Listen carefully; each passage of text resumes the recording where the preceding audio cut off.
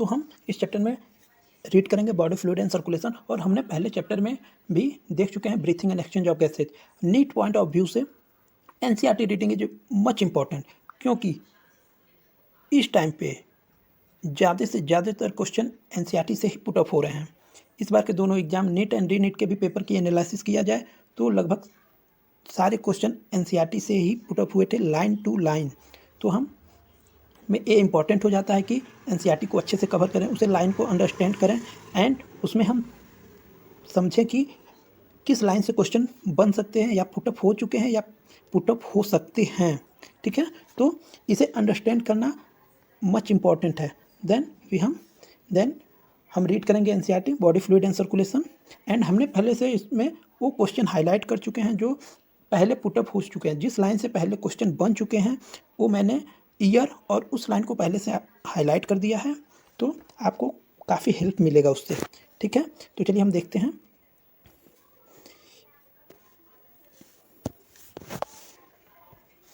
तो यहाँ पे दिया है blood is most commonly use body fluid by most of the higher organism including the human for this purpose. Another body fluid lymph also help in the transport of certain substances. In this chapter you will learn about the composition and property of the blood and lymph and the mechanism of circulation of each also example herein. ठीक है,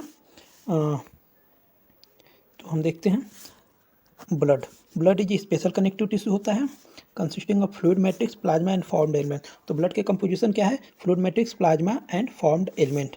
next heading है plasma. Plasma is straw coloured viscous fluid constituting nearly 55% of the blood. Plasma क्या होता है?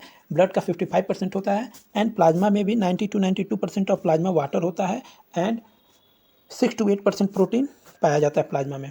Fibrinogen, globulin and albumin major plasma protein होते हैं। ठीक है, नेक्स्ट देखते हैं। देखिए एक क्वेश्चन पुटअप भी कर चुका है 2011 और 2018 में, तो आइए देखते हैं। Fibrinogen are needed for clotting और कोगुलेशन ऑफ द ब्लड। 2018 और 2011 में पूछ चुका है। फाइब्रिनोजन क्लॉटिंग और कोगुलेशन ऑफ ब्लड के लिए इम्पोर्टेंट है। ठीक है, globulin primarily involve in the defence mechanism of the body, and albumin help in osmotic balance. Albumin osmotic balance में हेल्प करता है। Plasma also contain some amount of mineral like Na+, Ca2+, Mg2+, HCO3- and Cl-. Glucose, amino acid, lipid, etc. are also present in the plasma as they are always in transit in the body. Factor for coagulation or clotting of blood are also present in the plasma in an inactive form. तो plasma में भी clotting factor पाए जाते हैं, but वो inactive form में होते हैं, एंड ब्लड में जो क्लॉटिंग फैक्टर होते हैं वो एक्टिव फॉर्म में होते हैं। Plasma without clotting factor is called the serum. तो ये इंपॉर्टेंट है और कभी काफ़ी मतलब टेस्ट सीरीज में भी पुटअप होता है, प्रीवियस ईयर में भी पुटअप हो चुका है। Plasma without clotting factor is known as serum. Okay, ठीक है, हम नेक्स्ट हेडिंग देखते हैं। Formed element. Erythrocyte, leucocyte and platelets are collectively called formed element, and they constitute nearly 45% of the blood. मतलब एरिथ्रोसाइट, ल्यूकोसाइट एंड प्लेटलेट्स मिलकर 45% of the blood को form करते हैं। ठीक है, अब आइए हम एरिथ्रोसाइट को देखते हैं। एरिथ्रोसाइट और red blood cell RBC are the most important of all the cell in the blood. A healthy man has on average 5 million to 5.5 million of RBC per millimeter cube of the blood. RBC are formed in the red bone marrow in adult. RBC are divided of nucleus in most of the mammal and are biconcave in shape. They have a red colored iron containing complex protein called the hemoglobin, hence the color of the name of these. hemoglobin की वजह से ही RBC का colour red होता है, and एक healthy individual में 5 million to 5.5 million RBC पाया जाता है। RBC में न्यूक्लियस नहीं पाया जाता है मोस्ट ऑफ द मैमल में। अ हेल्दी इंडिविजुअल हैज 12 से 16 gram of haemoglobin in 100 ml of the blood. Healthy individual के पास 100 ml ब्लड में 12 से 16 ग्राम ऑफ हीमोग्लोबिन पाया जाता है। दिज मॉलिक्यूल में play a significant role in transport of respiratory gases. RBC have an average lifespan of 120 days, after which they destroy in the spleen. Spleen को graveyard of RBC बोलते हैं। ये 2012 में पूछ चुका है। ठीक है, आइए अब आगे देखते हैं ल्यूकोसाइट को। Leukocytes are also known as white blood cell WBC as they are colorless due to lack of haemoglobin. इसमें हीमोग्लोबिन नहीं पाया जाता है, इसकी वजह से कलरलेस होता है और इसी की वजह से इसको वाइट ब्लड सेल भी बोलते हैं। ए न्यूक्लिएटेड होता है and are relatively lesser in number which averages 6000 to 8000 per millimeter cube of the blood. Leukocytes are generally short lived. We have a two main category of WBC. हमारे पास दो type के WBC होते हैं। एक होता है आपका ग्रेनुलोसाइट और एक होता है ए ग्रेनुलोसाइट। ठीक है, granulocyte and A granulocyte. Neutrophil, eosinophil and basophil are the different types of granulocyte, while lymphocyte and monocyte are the agranulocyte. Neutrophil are the most abundant cell, 60 to 65% of total WBC होता है। Neutrophil क्या होता है? 60 to 65% of total WBC होता है। And basophil are least 0.5 to 1% among them. Neutrophil and monocyte 6 to 8% are phagocytic cell which destroy the foreign organism entering the body. मतलब neutrophil and monocyte 6 to 8% होते हैं and phagocytic cell होते हैं जो foreign organism जो entry करते हैं body of organism को उसे डिस्ट्रॉय करते हैं। Basophil secrete histamine, serotonin and heparin. Important है, पूछ भी लेता है अक्सर कि हिपेरिन, सेरोटोनिन एंड हिस्टामिन का सिक्रेशन कहाँ से होता है, तो बेसोफिल से।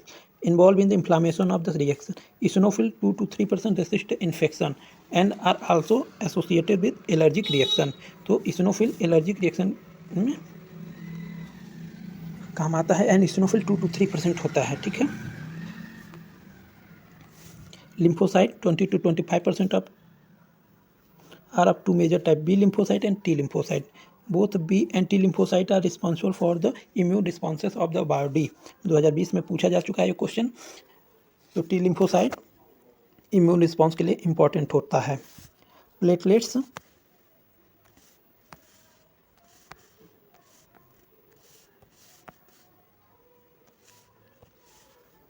Platelets are called the thrombocyte are the cell fragment produce from the megakaryocyte. तो पूछता है thrombocyte cell produce from the megakaryocyte. Megakaryocyte क्या होता है? जो special cell in the bone marrow. Megakaryocyte bone marrow में पाए जाने वाली एक स्पेशल सेल होती है। Blood normally contain 1,50,000 to 3,50,000 platelets per millimeter cube. Platelets can release a variety of substances, of most of which are involved in the coagulation or clotting of blood. A reduction in the number of can lead to clotting disorder, which will lead to excessive loss of blood from the body. तो अगर platelets का number कम होता है तो clotting disorder होगा, जो blood clot ही नहीं होगा। ब्लड क्लॉट नहीं होगा तो जब भी कहीं कट लगेगा या इंजरी होगी तो एक्सेसिव लॉस ऑफ ब्लड होगा। 2016 में क्वेश्चन पुटअप कर चुका था। ठीक है, अब नेक्स्ट देखते हैं ब्लड ग्रुप। ब्लड ग्रुप देखते हैं। As we you know blood of the human being differ certain aspect through it appear to be similar. Various type of grouping of blood has been done. To such grouping, the ABO and RH negative are widely used all over the world. ABO blood grouping. ABO grouping is based on the presence or absence of two surface antigen. Antigen क्या होता है? Chemical that can induce immune response on the RBC, namely A and B. Similarly, the plasma of the different individual contain two natural antibody protein produced in response to antigen. Antibody बोलते हैं। जो antigen के response में जो protein produce होती है उसे हम एंटीबॉडी बोलते हैं। The distribution of antigen and antibody in the 4 group of blood A B and O. You probably know that during the blood transfusion any blood can not be use. Blood जब transfer किया जाता है तो किसी भी type का blood नहीं use कर लिया जाता है। उसमें हम पहले ब्लड ग्रुप मैच करते हैं, फिर RH फैक्टर मैच करते हैं, देन हम डोनर को ब्लड सप्लाई करते हैं। तो donor has a carefully matched with the blood of recipient before any blood transfusion to avoid severe problem of clumping या destruction of RBC।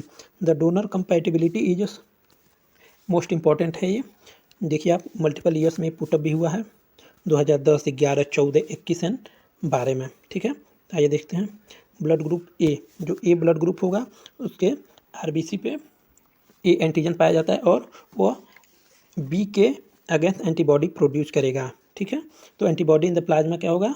Anti B. And donor group जो A को blood दे सकते हैं वो हैं ए और ओ। ठीक है। ब्लड ग्रुप बी में बी के ऊपर एंटीजन बी पाया जाएगा और उसके प्लाज्मा में ए के अगेंस्ट एंटीबॉडी पाई जाएगी। मतलब बी वाले को ए ब्लड ग्रुप वाला अगर ब्लड देगा तो उसके एंटीबॉडी बनना शुरू हो जाएगी। उसे कौन कौन ब्लड दे सकते हैं, तो B and O donor group हैं जो बी को ब्लड दे सकते हैं। ए बी के पे एंटीजन पाया जाएगा ए और बी दोनों, और उसके में कोई भी एंटीबॉडी नहीं बनेगी। तो यूनिवर्सल रिसिपिएंट होता है ए बी। तो ए बी को हम ए बी भी दे सकता है, ए भी दे सकता है, बी भी दे सकता है और ओ भी दे सकता है। तो इसे यूनिवर्सल रिसिपिएंट बोलते हैं। और ये काफ़ी बार पूछ भी लेता है कि कौन सा ग्रुप यूनिवर्सल रिसिपिएंट होता है, तो होगा blood group A B. O blood group में एंटीजन सरफेस एंटीजन नहीं होता है, जबकि एंटीबॉडी ए और बी दोनों के अगेंस्ट बनाता है। तो A B O blood group को सिर्फ ओ ब्लड ग्रुप वाला ही पर्सन ब्लड दे सकता है। तो पूछा जाता है कि यूनिवर्सल डोनर कौन सा है, तो यूनिवर्सल डोनर ओ होता है। एंड यूनिवर्सल रिसिपिएंट क्या होता है, तो यूनिवर्सल रिसिपिएंट ए बी होता है। ठीक है, चलिए अब हम आगे देखते हैं। From the above mentioned table it is evident that group O blood can be donated to person with any other blood group and hence O group is individual are called the universal donor. ठीक है, मैं ऊपर बताया हूँ कि ओ blood group को आप universal donor करते हैं। Person with A B blood group can accepted blood from person with A B as well as the other group of blood. Therefore such person is known as universal recipient. A B blood group वाले को universal recipient कहते हैं। ठीक है, आइए next देखते हैं। R H grouping. Another antigen, the RH antigen similar to one present in rhesus monkey, hence RH। rhesus monkey में सबसे पहले पाया गया था, इसीलिए इसको RH एंटीजन नाम रखा गया। Is also observe on the surface of RBC of majority nearly 80% of the human. Such individual are called the RH positive. जिसके RBC के ऊपर RH एंटीजन प्रेजेंट होता है उसे RH पॉजिटिव कहते हैं।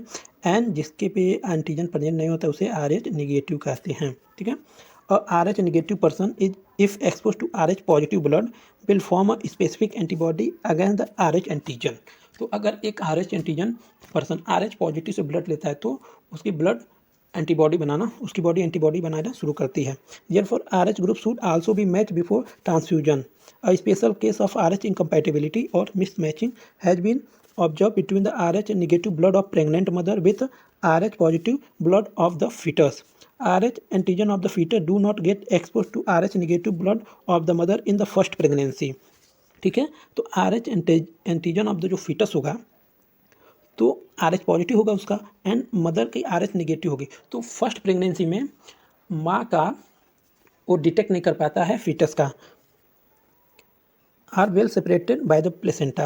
However, during the delivery of the first child, there is a possibility of exposure of the maternal blood to small amount of the RH positive blood from the fetus। In such case, the mother start preparing antibody against RH antigen in her blood। In case of her subsequent pregnancy, the RH antibody from the mother can leak into the blood of the fetus and destroy the fetus RBC। This could be fatal to the fetus or could cause several anemia and jaundice to the baby। This condition is called erythroblastosis fetalis। This can be avoided by administering any RH antibody to the mother immediately after the delivery of the first child. ठीक है, तो इसको simple term में हम समझाते हैं। काफ़ी complicate किया और काफ़ी बच्चों के समझ में नहीं आता है।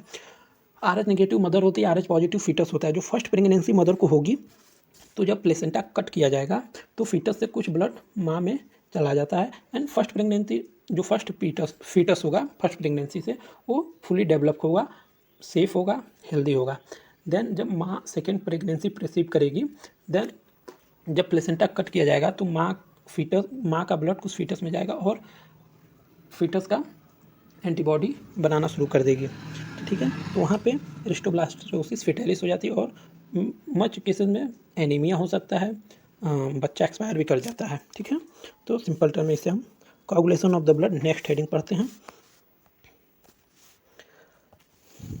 You know that when you cut your finger on hurt yourself your wounded does not continue to bleed for a long time। Usually the blood stop flowing after some time। Do you know why blood exhibit coagulation or clotting in response to an injury or trauma?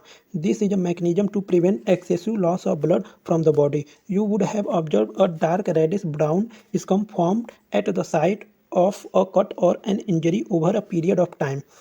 It is a clot or coagulum formed mainly of a network of thread called the fibrin, in which dead and damage formed element of blood are trapped. ठीक है, तो हम देखते हैं site of cut और injury over a period of time. It is a clot और coagulation formed mainly of a network of thread called the fibrin, in which dead or damaged formed element of the blood are trapped. Fibrin are formed by a conversion of inactive fibrinogen in the plasma by the enzyme thrombin. Thrombin in turn are formed from another inactive substance present in the plasma called prothrombin. An enzyme complex, thrombokinase, is required for the above reaction. This complex is formed by a series of linked enzyme reaction cascade process involving a number of factors present in plasma in an inactive state. An injury or trauma stimulates the platelet in the blood, release certain factors which activate the mechanism of coagulation. Certain factors released by the tissue at the site of injury also can initiate coagulation. Calcium ion play a important role in a clotting. Calcium ion जो होता है वो important role blood clotting में play करता है. 2010 में question put up कर चुका है. एंड इस पूरे मैकेनिज्म को हम ऐसे समझते हैं. ठीक है, एक नेक्स्ट पेज पे एक पेज ऐड करते हैं एंड उस पर हम अच्छे से समझते हैं. ठीक है, चलिए आइए इस पे देखते हैं. जो आपका फाइब्रिनोजन होता है, क्या होता है? फाइब्रिनोजन.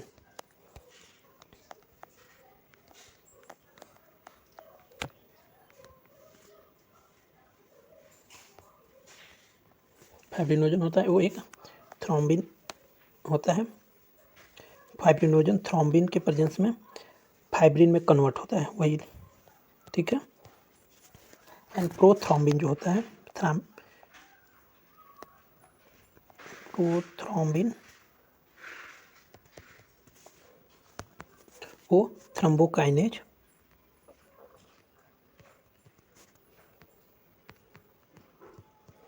हेल्प से थ्रोम्बिन में कन्वर्ट होता है. तो वो पूरा स्टेटमेंट यही लिखा गया है. ठीक है, फाइब्रिनोजन क्या करता है? थ्रोम्बिन के प्रेजेंस में फाइब्रिन में कन्वर्ट होता है और थ्रोम्बिन बनता कहता है. तो थ्रोम्बिन जो होता है प्रोथ्रोम्बिन थ्रोम्बोकाइनेज के प्रेजेंस में प्रोथ्रोम्बिन में कन्वर्ट होता है. ठीक है, चलिए हम नेक्स्ट देखते हैं लिम्फ. तो लिम्फ से 2015 में क्वेश्चन पुटअप हुआ था. As the blood passes through the capillary in a tissue, some water along with many small water soluble substances move out into the spaces between the cell of the tissue, leaving the larger protein and most of the formed element in the blood vessel. These fluid release out called the interstitial fluid or tissue fluid. It has the same mineral distribution as that in plasma. ठीक है, इसके पास भी same वही mineral distribution होता है जो plasma में पाया जाता है.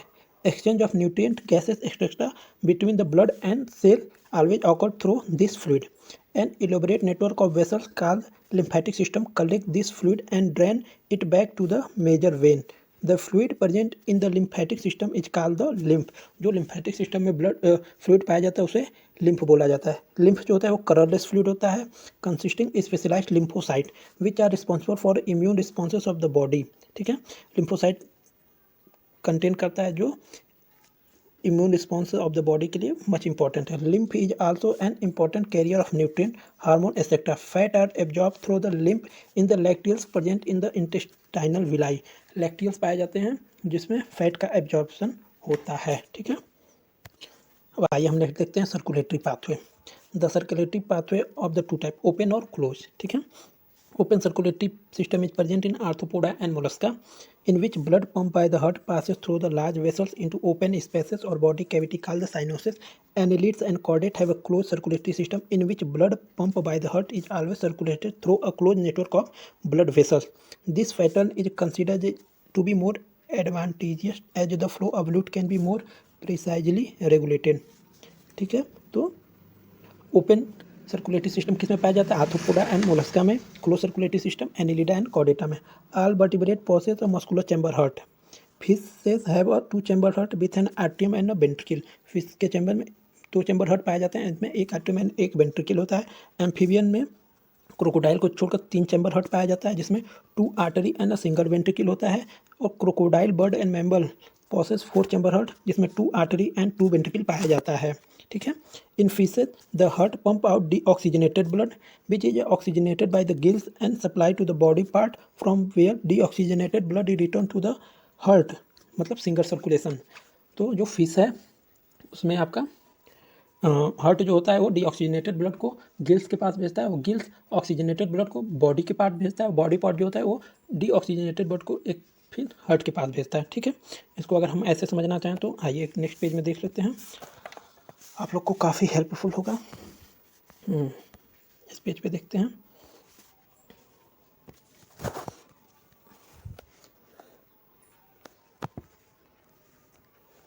ये आपका हार्ट हो जाएगा। हार्ट जो होता है वो डीऑक्सीजनेटेड ब्लड किसको भेजता है? गिल्स को। गिल्स ऑक्सीजनेटेड ब्लड कहाँ भेजता है? ये बॉडी पार्ट हो जाएगा आपका, बॉडी पार्ट हो जाएगा। फिर बॉडी पार्ट से डीऑक्सीजनेटेड ब्लड आपको हार्ट को वापस हो जाता है, ठीक है। क्या होता है? हार्ट क्या कर रहा है? डीऑक्सीजनेटेड ब्लड को बॉडी के पास सप्लाई कर रहा है, ठीक है। इसको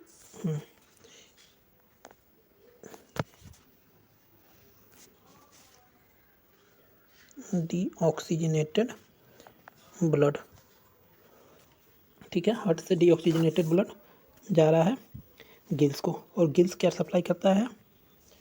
ऑक्सीजनेटेड ब्लड,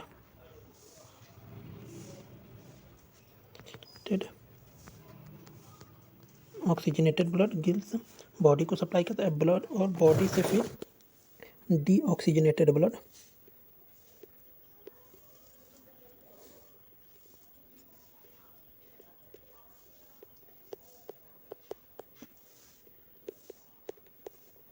हार्ट हो जाता है, ठीक है। तो ऐसे आप समझ गए कि हार्ट से डीऑक्सीजनेटेड ब्लड बॉडी को जाएगा, हार्ट से क्या होगा? डीऑक्सीजनेटेड ब्लड गिल्स को जाएगा। हार्ट से क्या होता है? डीऑक्सीजनेटेड ब्लड क्या होता है? डीऑक्सीजनेटेड ब्लड हार्ट को जाएगा, गिल्स को जाएगा, सॉरी। गिल्स से ऑक्सीजनेटेड ब्लड बॉडी पार्ट को जाता है, बॉडी पार्ट से वापस डीऑक्सीजनेटेड ब्लड हार्ट को जाता है। तो क्या हो गया आपका? सिंगल सर्कुलेशन, ठीक है। आइए हम नेक्स्ट में देखते हैं, नेक्स्ट क्या कह रहा है।